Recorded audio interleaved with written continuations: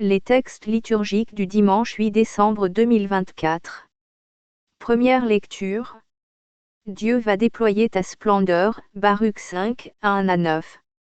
Lecture du livre du prophète Baruch. Jérusalem, quitte ta robe de tristesse et de misère. Et revêt la parure de la gloire de Dieu pour toujours. Enveloppe-toi dans le manteau de la justice de Dieu. Mets sur ta tête le diadème de la gloire de l'Éternel. Dieu va déployer ta splendeur partout sous le ciel. Car Dieu, pour toujours, te donnera ses noms. Paix de la justice. Et gloire de la piété envers Dieu. Debout, Jérusalem. Tiens-toi sur la hauteur. Et regarde vers l'Orient. Vois tes enfants rassemblés du couchant au levant. Par la parole du Dieu saint. Ils se réjouissent parce que Dieu se souvient. Tu les avais vus partir à pied, emmenés par les ennemis. Et Dieu te les ramène, portés en triomphe. Comme sur un trône royal. Car Dieu a décidé que les hautes montagnes et les collines éternelles seraient abaissées, et que les vallées seraient comblées. Ainsi la terre sera aplanie, afin qu'Israël chemine en sécurité, dans la gloire de Dieu, sur l'ordre de Dieu. Les forêts et les arbres odoriférants donneront à Israël leur ombrage, car Dieu conduira Israël dans la joie, à la lumière de sa gloire, avec sa miséricorde et sa justice. Parole du Seigneur. Psaume. Psaume 125, 126, 1 à 2 AB, 2 CD, 3, 4 à 5, 6.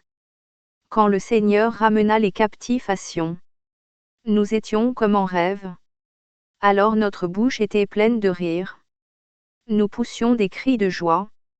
Alors on disait parmi les nations, quelle merveille fait pour eux le Seigneur! Quelle merveille le Seigneur fit pour nous! Nous étions en grande fête. Ramène, Seigneur, nos captifs. Comme les torrents au désert, qui sèment dans les larmes, moissonnent dans la joie. Il s'en va en pleurant. Il jette la semence. Il s'en vient dans la joie. Il rapporte les gerbes. Deuxième lecture. Dans la droiture, marcher sans trébucher vers le jour du Christ, Philippiens 1, 4 à 6, 8 à 11. Lecture de la lettre de Saint Paul apôtre aux Philippiens. Frères, à tout moment, chaque fois que je prie pour vous tous, c'est avec joie que je le fais, à cause de votre communion avec moi. Dès le premier jour jusqu'à maintenant, pour l'annonce de l'Évangile. J'en suis persuadé. Celui qui a commencé en vous un si beau travail, le continuera jusqu'à son achèvement. Au jour où viendra le Christ Jésus, Dieu est témoin de ma vive affection pour vous tous. Dans la tendresse du Christ Jésus, et, dans ma prière, je demande que votre amour vous fasse progresser de plus en plus, dans la pleine connaissance et en toute clairvoyance, pour discerner ce qui est important. Ainsi, serez-vous purs et irréprochables, pour le jour du Christ, comblés du fruit de la justice, qui s'obtient par Jésus-Christ, pour la gloire et la louange de Dieu. Parole du Seigneur. Évangile. Tout être vivant verra le salut de Dieu, Luc 3, 1 à 6. Évangile de Jésus-Christ selon saint Luc. L'an 15 du règne de l'empereur Tibère. Ponce Pilate étant gouverneur de la Judée. Hérode étant alors au pouvoir en Galilée.